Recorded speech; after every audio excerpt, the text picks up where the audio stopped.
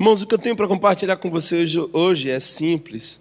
Na verdade, não seria eu quem ia ministrar aqui hoje, mas pouco tempo atrás eu recebi uma mensagem de Martô dizendo que não poderia estar aqui. E é sempre uma alegria compartilhar um pouco do que Deus tem falado ao meu coração. E eu queria dividir com vocês o que Deus tem comunicado. Quase sempre, aliás, eu poderia dizer que sempre as mensagens me surgem assim. Deus vai ministrando algo ao meu coração no decorrer da semana. E quando me aparece a oportunidade de compartilhar, não é tão difícil, porque já tem alguma coisa de Deus para mim. E aí eu só faço compartilhar. Se serve para vocês, amém. Se não serve, amém também. Se viu para mim. Deixa eu começar dizendo uma coisa. Ontem eu fui pregar num congresso de jovens. E tinha mais ou menos 800 jovens lá. E foi um momento maravilhoso. E quando eu terminei de pregar, no meio daquele tanta gente, uma pessoa tocou no meu ombro, olhou para mim, falou assim: você lembra de mim? Eu disse não. E aí essa pessoa, com os olhos cheios de lágrimas, era um jovem, acho que seus 20 anos mais ou menos. Ele disse: olha, você talvez não lembre de mim, mas eu nunca vou esquecer de você, porque você pregou num acampamento em tal lugar e lá eu estava. E eu entendi Jesus naquele dia. E eu entendi Jesus de forma tão concreta e verdadeira que a minha vida mudou completamente. E ele começou a chorar ao falar da sua vida transformada. E ele começou a dizer: olha, eu fui batizado, estou atuante na igreja, estou fazendo isso e aquilo. E eu queria dizer para você que eu entendi aquela mensagem. E que Jesus transformou a minha vida. E, lógico, foi muito bom ter falado naquele congresso e ver jovens vindo ao Senhor Jesus e tal. Mas aquela afirmação daquele jovem alegrou o meu dia. Sabe quando acontece alguma coisa que faz o teu dia valer a pena e você diz: puxa vida, foi bom demais ter acordado hoje. Esse jovenzinho chorando não saiu da minha cabeça. Ele dizendo assim: Jesus transformou a minha vida. Aquilo tocou meu coração de forma profunda. Fui para casa meio pensativo e fiquei pensando que quem se encontra com Jesus é sempre ex alguma coisa. Porque é impossível você encontrar com Jesus e não ser transformado. É impossível você dar de cara com a fé cristã na mais pura configuração dela, ou seja, o Evangelho, e você não ter a sua vida transformada. Eu lembro bem quando a gente fez aquele retiro, e eu tive a oportunidade de ouvir histórias, e as histórias mais belas de encontro com Jesus. Aquela noite foi inesquecível, aquela noite onde fizemos uma roda grande, e cada um foi contando um pouco da vida e do que Jesus tinha feito. Eu lembro do irmão Moisés compartilhando comigo um milagre que Deus tinha feito na vida dele, e são encontros com esse. Quando a gente encontra com Jesus, algo acontece em nós. É impossível que tudo fique da mesma forma, porque Jesus traz a essência da mudança, Jesus é a própria transformação. E isso me lembrou um texto das Escrituras. Eu queria ler com vocês esse texto.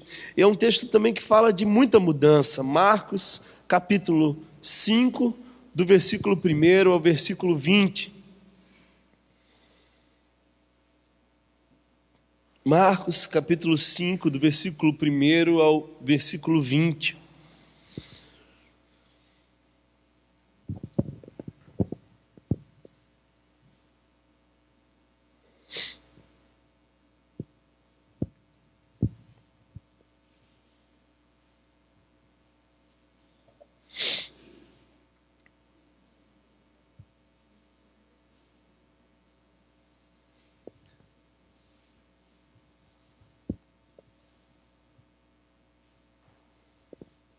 Todos acharam? Que bom, irmãos. Você pode acompanhar a leitura comigo? Eles atravessaram o mar e foram para a região dos Gerazenos. Quando Jesus desembarcou, o homem com um espírito imundo veio dos sepulcros ao seu encontro. Esse homem vivia nos sepulcros e ninguém conseguia prendê-lo, nem mesmo concorrentes, pois muitas vezes lhe haviam sido acorrentados pés e mãos, mas ele arrebatava as correntes e quebrava os ferros de seus pés. Ninguém era suficientemente forte para dominá-lo. Noite e dia ele andava gritando e cortando-se com pedras entre os sepulcros e nas colinas. Quando ele viu Jesus de longe, correu e prostrou-se diante dele e gritou em alta voz: Que queres comigo, Jesus, filho do Deus Altíssimo? Rogo-te por Deus que não me atormentes. Pois Jesus lhe tinha dito: saia deste homem, espírito imundo. Então Jesus lhe perguntou: qual é o seu nome? Meu nome é Legião, respondeu ele, porque somos muitos. E implorava a Jesus com insistência que não os mandasse sair daquela região. Uma grande manada de porcos estava passando numa colina próxima. Os demônios imploraram a Jesus: manda-nos para os porcos, para que entremos neles. E lhes deu permissão, e os espíritos imundos saíram e entraram nos porcos. A manada de cerca de 2.000 porcos atirou-se precipício abaixo, em direção ao mar, e nele se afogou. Os que cuidavam dos porcos fugiram e contaram esses fatos na cidade e nos campos. E o povo foi ver o que havia acontecido. Quando se aproximaram de Jesus, viram ali o homem que fora possesso da legião de demônios, assentado, vestido e em perfeito juízo, e ficaram com medo. Os que estavam presentes contaram ao povo o que acontecera ao endemoniado e falaram também sobre os porcos. Então o povo começou a suplicar: Jesus, sai do território nosso. Quando Jesus estava entrando no barco, o homem que estivera endemoniado suplicava-lhe que o deixasse ir com ele. Jesus não permitiu, mas disse: vá para casa, para a sua família, e anuncie-lhes quanto o Senhor fez por você e como teve misericórdia de você. Então aquele homem se foi e começou a anunciar em Decápolis o quanto Jesus tinha feito por ele. Todos ficavam admirados. Paizinho, é bom estar aqui entre os nossos amigos e irmãos, e eu queria te pedir que mais uma vez tu nos ajude, Senhor, a entender a tua palavra, que o teu Espírito Santo ache o endereço certo em nossa alma, e que, Paizinho, nós possamos ser hoje desafiados, Pai, a experimentar as tuas mudanças, a crer um pouco mais em ti, e que possamos nos deixar tocar e transformar pelo teu poder, Senhor. É isso que eu te peço, em nome de Jesus, em nome de Jesus. Amém, amém, amém. Irmãos, eu tenho percebido um fenômeno, não nessa igreja especificamente, mas na igreja cristã, mais precisamente evangélica, nos últimos 10 anos, eu percebo que as pregações giram em torno dos homens e não de Deus. Infelizmente, hoje em muitas igrejas se fala muito pouco acerca de Jesus, mas fala-se muito acerca de nossas necessidades. O fato é que nós temos um Deus à nossa imagem e semelhança, e nós é que não somos a imagem e semelhança dele. É porque nós sempre pensamos num Deus que nos serve. E as demandas quase sempre das pregações são: seja corajoso como Davi foi. E eu, quando ouço uma coisa dessas, digo assim: é difícil ser corajoso como Davi foi. Às vezes as pessoas dizem assim: seja piedoso como Daniel foi, a ponto de ir para a cova dos leões. E eu não consigo ser como Daniel.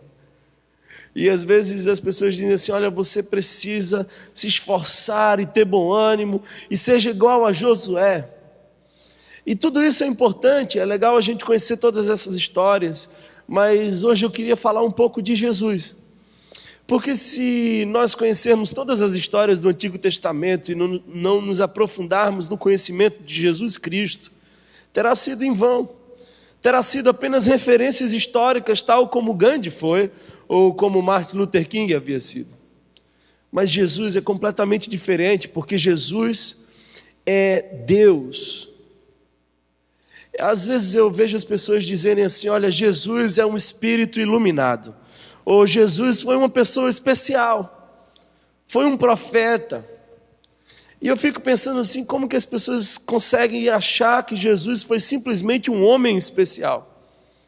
Porque uma pessoa que diz: eu e o Pai somos um, ninguém vai a Deus se não for por mim, eu sou o caminho, a verdade e a vida, eu sou o pão da vida, aquele que tem sede vem a mim e beba. Ou esse cara é louco, ou esse cara é quem diz ser. Ou ele é esquizofrênico e megalomaníaco, ou ele é Deus. De forma que hoje eu queria falar 4 verdades acerca desse texto que apontam para um Jesus que ainda é esse mesmo Jesus que se relaciona conosco. E a primeira verdade que eu vejo nesse texto é de que Jesus valoriza o indivíduo. E atente bem, porque eu não disse não nos valoriza, ou valoriza a igreja, ou valoriza as pessoas. Ele valoriza o indivíduo. Porque se você voltar um pouco mais, no capítulo 4, do versículo 35, diz o seguinte: naquele dia, ao anoitecer, disse ele aos seus discípulos: vamos para o outro lado. Deixando a multidão, eles o levaram no barco, assim como estava. Outros barcos também o acompanhavam. Levantou-se um forte vendaval e as ondas se lançavam sobre o barco, de forma que este foi se enchendo de água. Sabe aquela história daquela tempestade? Jesus estava dormindo lá no porãozão do barco, e os discípulos começaram a ficar com medo, dizendo: agora que a gente vai morrer mesmo. Aquilo ali tudo aconteceu porque Jesus estava indo em direção a Gadara. E Jesus tinha um propósito específico em Gadara. O propósito de Jesus era encontrar esse homem. E preste bem atenção, porque Jesus não se relaciona com mais ninguém ali. Jesus chega, encontra esse homem, transforma esse homem e vai embora. Jesus foi capaz de deixar toda aquela multidão que queria ouvi-lo, que estava interessada em seu discurso, e atravessar o lago, um grande lago, enfrentar uma tempestade, para chegar na outra margem e libertar um homem. Eu vejo que Jesus, ele amava a multidão, mas ele tinha igual amor por uma vida. Porque para Jesus uma vida vale mais que o mundo inteiro. Eu acho lindo aquela passagem quando Jesus conta uma parábola para os discípulos, e ele fala que um pastor tinha 100 ovelhas, e uma delas se perdeu. E quando essa ovelha se perdeu, o pastor não fica cuidando das 99, mas o pastor deixa as 99 no aprisco e vai em busca da ovelha perdida. E até encontrar, ele não desiste. Põe ela nos ombros e volta feliz, sorrindo, celebrando, porque aquilo que estava perdido foi achado. É interessante porque Jesus, ele é capaz de enfrentar a tempestade, de deixar a multidão, de viajar para encontrar uma só pessoa. Certa vez eu estava conversando com um travesti. Vocês sabem que a gente trabalha com essas pessoas. E eu acho interessante porque se o pastor da parábola que Jesus conta estava nos lugares onde as ovelhas perdidas estavam, e ele foi procurar as ovelhas perdidas, nós, como representantes legais de Jesus hoje, deveríamos também estar nos lugares onde as ovelhas perdidas se encontram. Mas nós somos frequentadores de aprisco. Quase nunca nós temos a coragem de ir onde as ovelhas perdidas estão. E nessa noite eu estava numa dessas ações nossas, numa madrugada, e o travesti começou a falar: essa semana quase que não entrou dinheiro para a gente, está difícil, eu acho até que eu vou mexer no preço. E aí eu falei assim: deixa eu dizer uma coisa, você tem preço ou valor? E aquele travesti tomou um choque com aquela pergunta, porque na verdade ele tinha preço, ele sabia dizer quanto era, os serviços, mas ele não sabia dizer acerca de si qual valor ele tinha. E eu comecei a dizer para ele: olha, o preço Jesus já pagou no Calvário, para te dizer o quanto você tem valor. Você é valioso para Deus. Jesus te ama. E essas pessoas não sabem o que é o amor. Aliás, o mundo lá fora desconhece bastante o que é o amor. Eu estava uma vez no vestibular, a gente faz uma ação no vestibular e os jovens começaram a entrar nervosos. Isso deve ser alguma coisa das eleições, suponho. Não vai fazer diferença a gente saber agora ou daqui a uma hora. E uma das jovens estava extremamente nervosa, a gente percebia que ela estava uma pilha de nervos, e eu fui lá e ofereci uma água para ela, e disse assim: está aqui a água, Deus te abençoe, você é especial, a gente vai orar por você. E aquela menina se assustou comigo ali, e ela disse assim: quanto é a água? Eu falei: não, filha, essa água é tua, é de graça. Ela: de graça? De graça eu não quero não. Porque algo de graça no mundo lá fora é tão estranho que merece desconfiança. Mas Jesus de graça deixou a multidão, atravessou aquele grande lago, enfrentou uma tempestade para encontrar um só homem que havia sido desprezado por sua família, por toda a sociedade, e as pessoas olhavam para ele e diziam: não tem mais jeito. Aquele travesti pensou,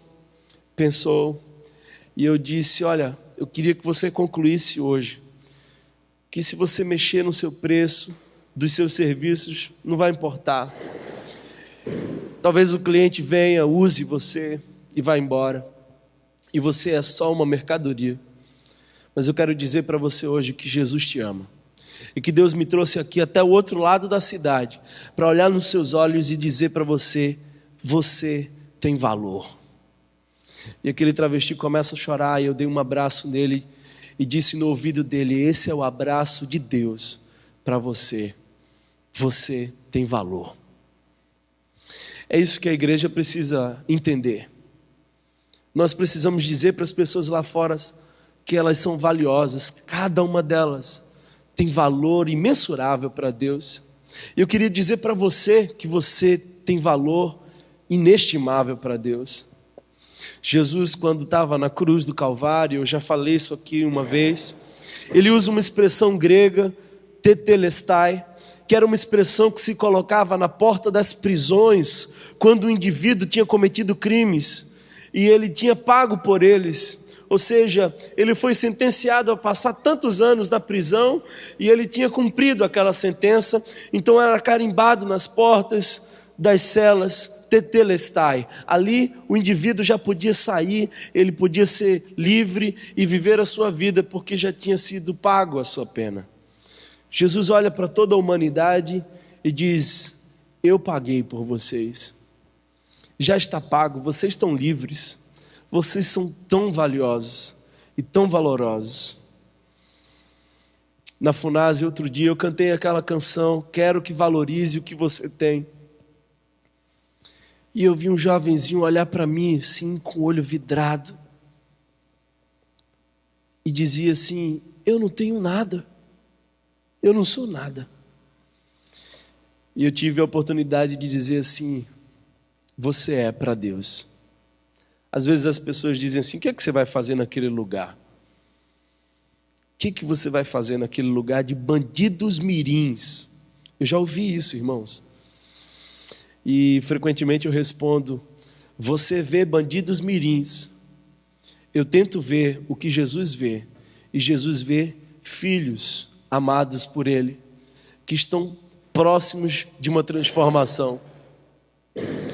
Primeira verdade que eu queria dizer, irmãos, é que Jesus valoriza cada pessoa, e é por isso que Ele deixou tudo, deixou a multidão, atravessou aquele lago e se encontrou com aquele homem.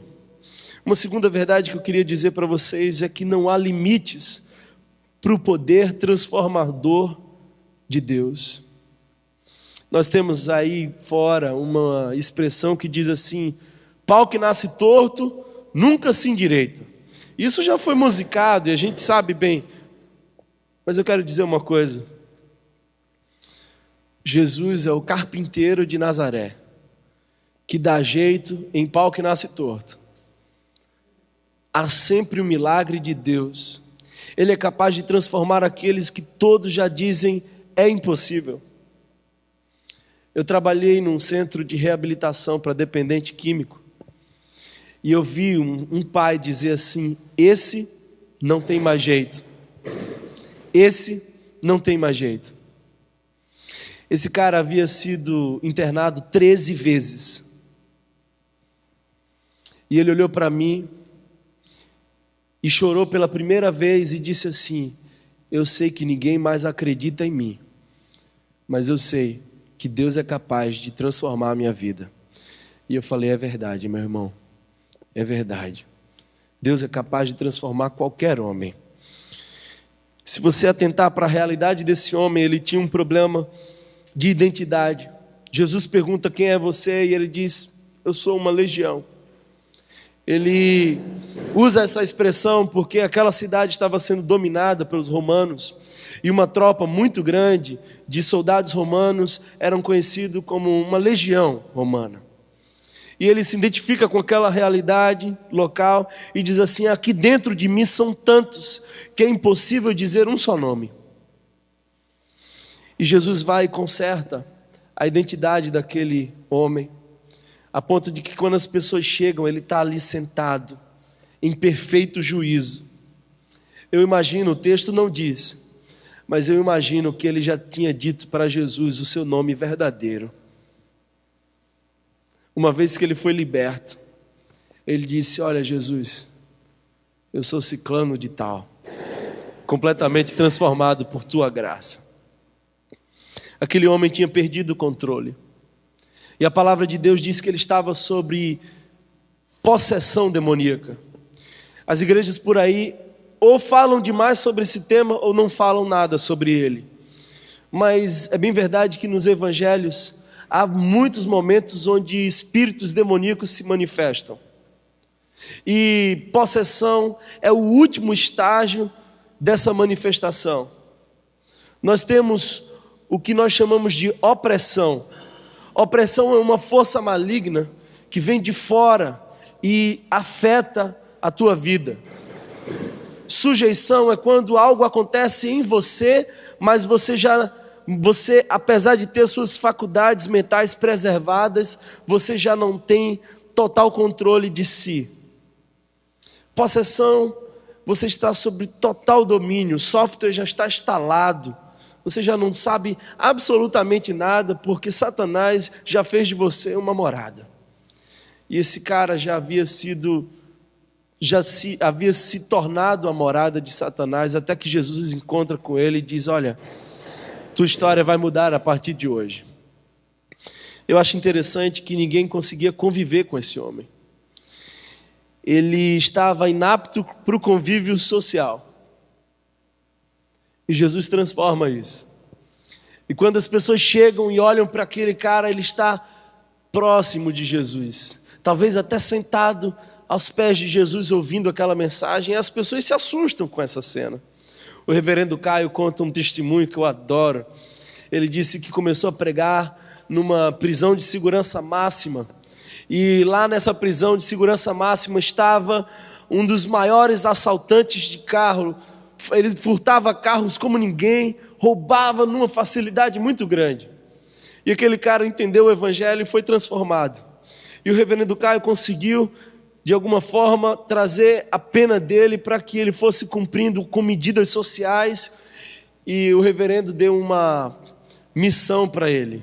Aquele ladrão de carros virou o manobrista da fábrica de esperança. E as pessoas chegavam e davam a chave para o manobrista, e algumas delas não faziam ideia para quem estava dando a chave do seu carro. E nunca algo errado aconteceu, porque Jesus é capaz de transformar até o ladrão mais astuto num homem honesto. É por isso, irmãos, que você pode dizer que eu sou utópico, mas eu acredito no poder transformador de Jesus Cristo. Eu acredito que Deus é capaz de mudar qualquer pessoa. Qualquer pessoa. Uma outra característica desse homem é que ele se machucava. A palavra diz que ele pegava pedras e cortava-se com as pedras. Eu fui capelão de uma escola durante um tempo e ensinava também. E uma vez eu estava em sala de aula ensinando e bateram na minha porta e disseram: professor, corra aqui, corra aqui. Você precisa ir socorrer uma menina que ela cortou os pulsos agora. E eu desci e vi que as feridas eram muito superficiais. Não se tratava de uma tentativa de suicídio. Então a gente lavou aquelas feridas e eu levei ela para uma sala. E disse assim: fala comigo. Me conta o que está acontecendo. E ela passou bastante tempo em silêncio. E eu comecei a olhar para ela e deixei ela à vontade, até que do nada ela começou a dizer assim: está doendo tanto aqui dentro, que às vezes é melhor que doa aqui fora. Porque aqui fora eu sei onde sangra e sei por que dói. Mas aqui dentro está tudo tão misturado e tudo tão doloroso que é difícil viver. E eu entendi a mensagem daquela menina. Ela havia sido abusada e precisava de ajuda, e precisava de alguém que acolhesse ela. Esse homem sentia a mesma coisa. Era uma dor e uma angústia tão grande que ele tentava contra a própria vida, numa conduta autodestrutiva. Conduta essa que teve seu fim quando ele encontra Jesus. Esse homem que se machucava, agora é encontrado vestido. Eu acho isso lindo, sabe, irmão? Eu acho que quando Deus transformou a vida daquele homem, aquela legião sai dele e ele começa a se dar conta de quem estava ali diante dele. Alguém vai buscar uma roupa em algum lugar. O texto não diz, mas eu acho que como Pedro é tão desaforado e mete os pés pelas mãos, talvez Pedro tenha dado uma carreira e pegou no barco uma roupa e vestiu aquele homem. O fato é que quando as pessoas chegaram, ele estava vestido em pleno juízo, ouvindo as palavras do Senhor Jesus e encantado com o que Jesus havia feito por ele. Em primeiro lugar, eu disse que Jesus valoriza cada indivíduo. Em segundo lugar, eu quero dizer para você que Jesus não encontra limitações para o seu poder transformador. Tudo pode ser transformado por Jesus. Uma terceira verdade que eu vejo nesse texto é de que Jesus age na contramão da sociedade. A sociedade, quando chega e ouve aquela história, ela tem medo. O texto diz que a sociedade ficou com medo. É interessante porque o cenário do medo já havia passado. Concorda comigo? Aquele homem possesso que morava entre os sepulcros e entre cavernas e que se feria e que andava nu e que ninguém podia nem acorrentá-lo, aquilo tudo já havia passado. Mas quando Jesus transforma o homem e a sociedade chega e observa aquela cena, eles ficam com medo. Jesus vai na contramão, porque aquela sociedade tinha coragem de comprar correntes e investir em correntes para prendê-lo, mas não tinha coragem nem disposição de pagar o preço pela liberdade completa daquele homem. A liberdade definitiva daquele homem custou alguns porcos. Mas em vez de a sociedade celebrar e dizer foi um prejuízo único para um ganho eterno, eles dizem assim: olha, sai daqui, Jesus, porque esse prejuízo incomoda a gente. É melhor um cara louco, que a gente vez por outra tenta colocar algumas correntes nele, do que ele liberto, contando a sua história, e a gente perdeu alguns bens. É uma sociedade muito parecida com a de hoje, onde as coisas valem mais que as pessoas. É uma sociedade muito parecida com a de hoje, onde eles acham que prender resolve. E não é bem assim. Essa é uma sociedade que não está disposta a pagar o preço de ver um homem transformado e liberto. só quer vê-lo longe da sociedade. E Jesus vai lá. E Jesus não leva correntes, pelo contrário, Jesus quebra as correntes da alma. E Jesus age na contramão da cultura, porque Jesus nunca valorizou bens. Eu digo isso com convicção. Jesus nunca valorizou bens. Às vezes as pessoas compram carros ou casas e dizem assim: pastor, você precisa vir aqui em casa, orar e abençoar o carro. E eu me sinto profundamente constrangido. E não o faço, porque eu não vi em nenhum momento Jesus abençoar coisas. Jesus abençoa pessoas. Você já ouviu falar de pessoas que vão e compram coisas e dizem assim: você tem que ungir com óleo isso aqui e rogar as bênçãos de Deus sobre esse espaço? Eu não faço isso, porque o meu Jesus via tão pouca importância em coisas. Quando ele nasce numa manjedoura emprestada. Quando ele precisa de um jumentinho, era um jumentinho emprestado. Quando ele vai fazer uma ceia, Sueli, igual aquela que a gente fez na quarta, bonita, ele precisou de um lugar emprestado. Aliás, ele foi sepultado no lugar emprestado. Porque acerca de Jesus nós poderíamos dizer com convicção: ele não tinha onde cair morto. E põe ele lá no lugar que havia sido destinado para José de Arimateia. O cara foi gentil e disse assim: ó, usa aí minha tumba enquanto eu não morro. Aquela sociedade não estava disposta a perder para ganhar. Aquela sociedade não tinha coragem de abrir mão do que tinha para receber um novo. Eu peço a Deus que nos dê sabedoria para que nós não entremos no fluxo de nossa geração e de nossa sociedade. Que Deus nos dê a graça de atribuir importância ao que de fato é importante. Que o Senhor Jesus ministre o nosso coração para que a gente saiba qual o lugar das coisas e o lugar das pessoas na nossa vida. Aí talvez você diga assim: mas eu não amo as coisas. Eu amo as pessoas. Vá dizer isso para o seu filho, que passa tão pouco tempo com você, porque você está 10, 12 horas no trabalho.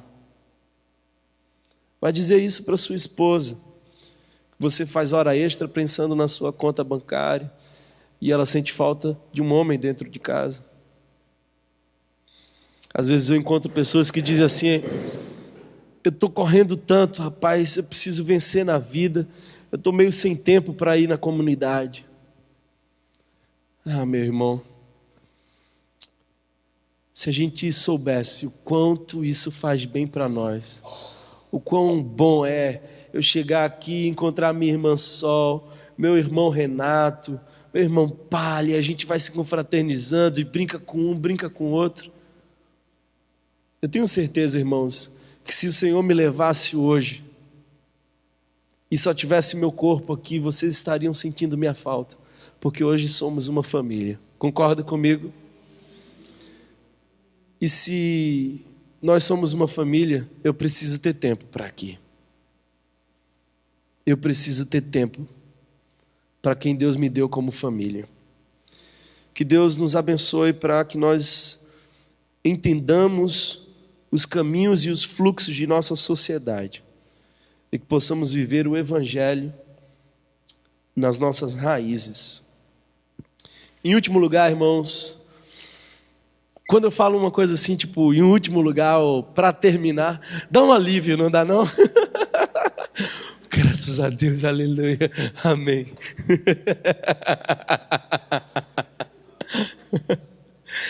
Eu digo porque eu já senti muito isso. Em último lugar, amém, igreja? Em último lugar, eu queria dizer para vocês uma coisa.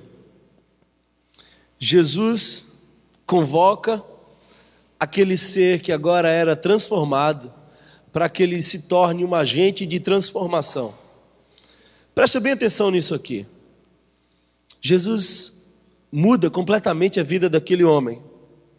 Agora ele está vestido, sentado aos pés de Cristo, perfeito juízo, completamente diferente.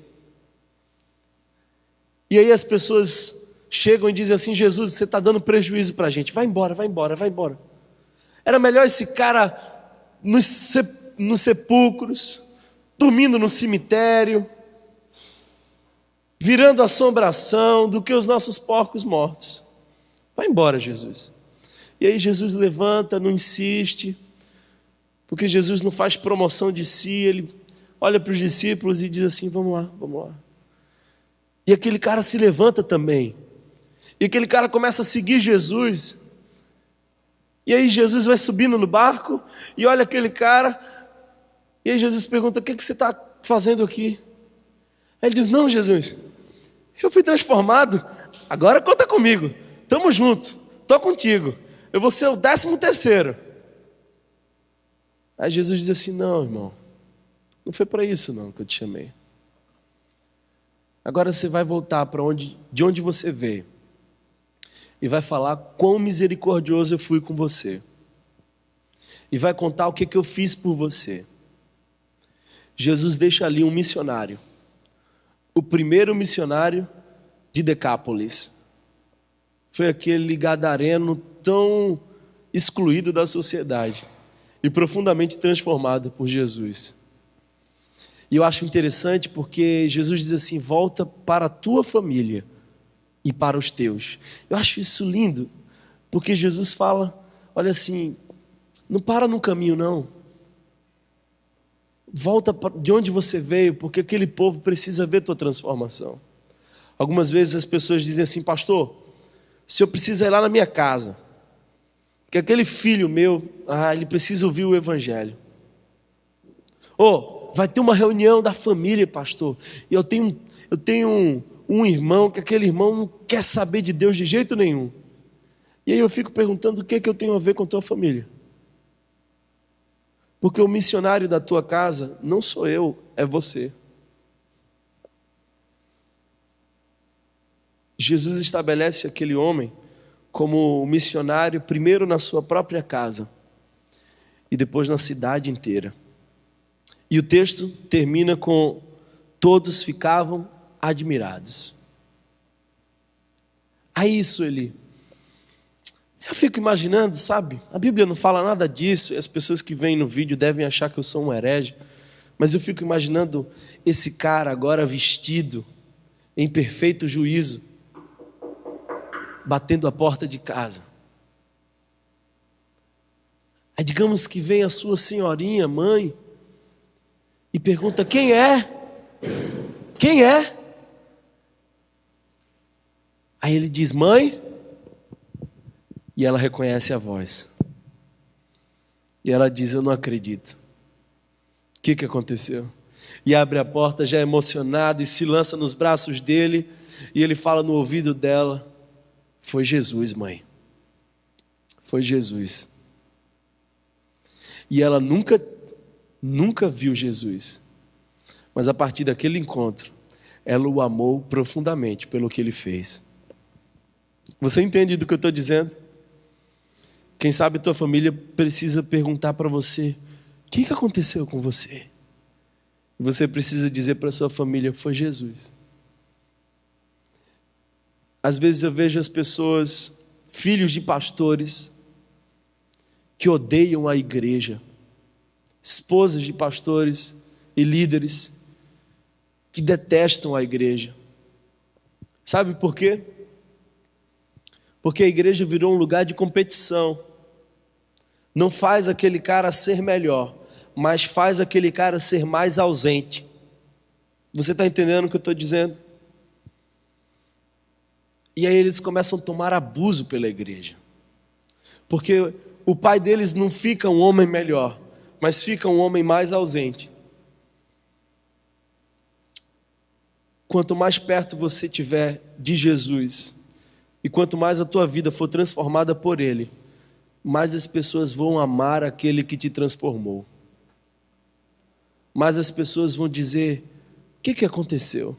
E você vai dizer: Foi Jesus. Foi Jesus.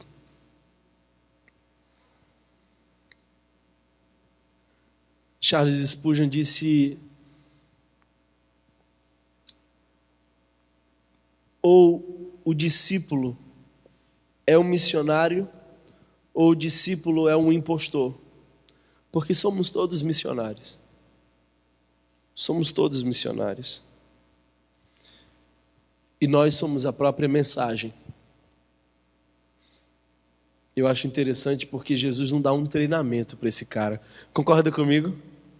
O nosso Jesus evangélico e tal faria assim: olha, agora você, uma vez que foi liberto, você vai entrar no seminário, vai passar 4 anos aprendendo a pregar, vai aprender sobre o Antigo Testamento, fazer exegese, como se impostar a voz e tudo mais. Concorda comigo?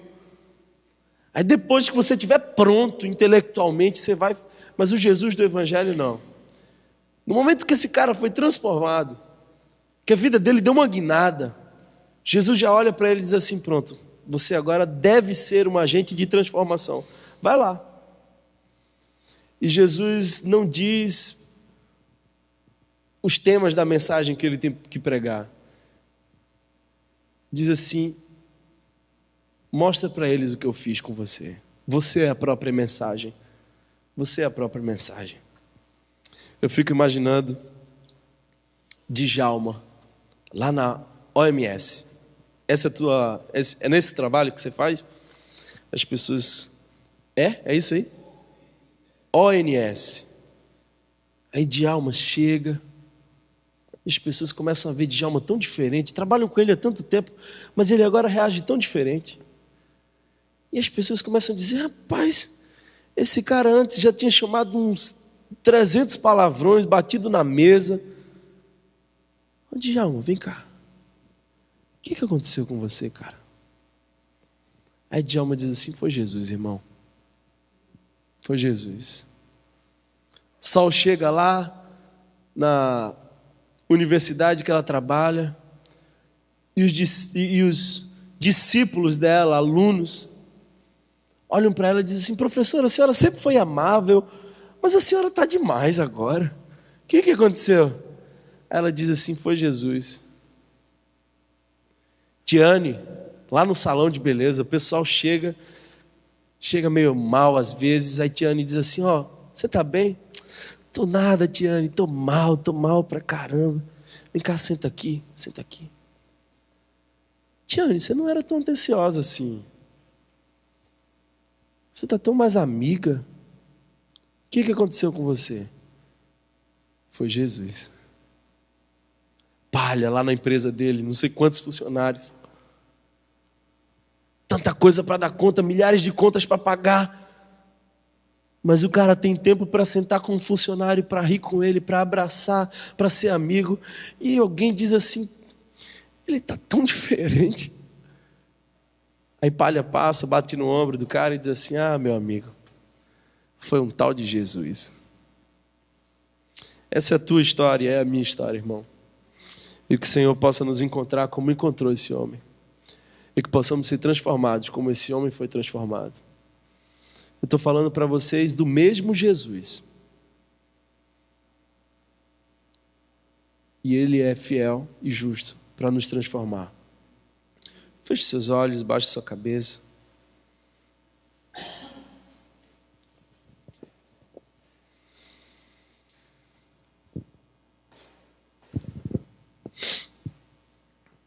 Pai querido, eu te agradeço, Deus, porque Tu és fiel.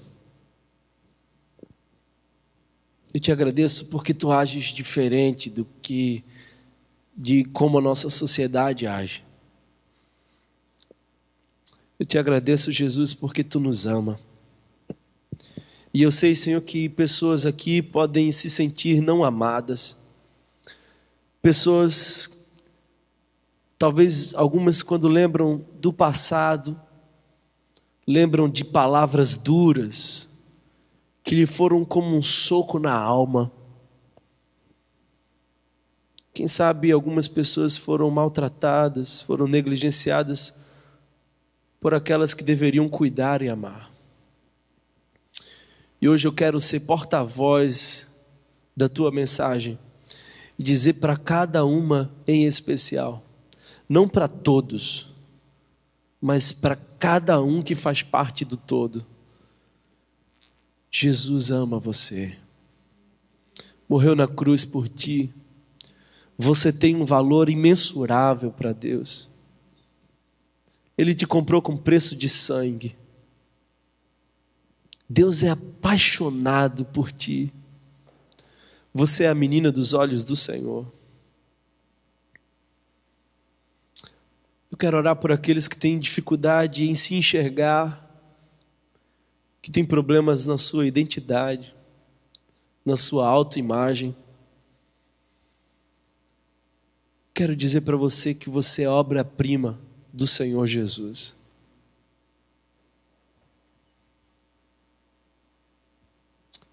Pai querido, age em nós e transforma aquilo que precisa ser transformado, Senhor. Somos tão pecadores e tão falhos. Nos equivocamos tanto. E cada vez que pecamos, mais nos afastamos de Ti, Jesus. Eu te peço a Tua graça, Senhor, que cobre uma multidão de pecados, que sara as nossas feridas e que nos chama de volta para a vida. Transforma, Senhor. Transforma-nos, Senhor.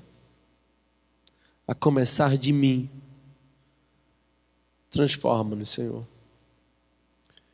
Pai querido, eu queria te pedir, Senhor, que semelhante a esse homem, que foi transformado e foi chamado para transformar, que viveu uma mudança radical em sua vida e que foi convocado para ser agente de mudança. A semelhança dele, Senhor, que sejamos nós também agentes de transformação. Que possamos levar, Senhor, as transformações aonde formos. Que possamos ajustar as nossas prioridades. Que possamos olhar para as pessoas com os teus olhos e enxergar o que tu enxergas, Pai. Dar a graça de sentir o que tu sente.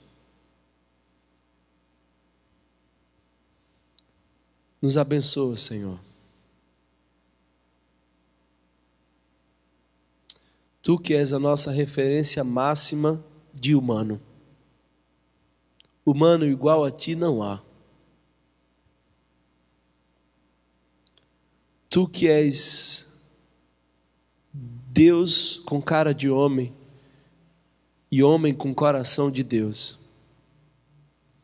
Olhando para ti, Jesus, nós sabemos quem Deus é e quem o homem deve ser. Tu que és a pessoa mais fascinante que já pisou o chão do planeta Terra. Ajuda-nos e faz de nós, em nossa casa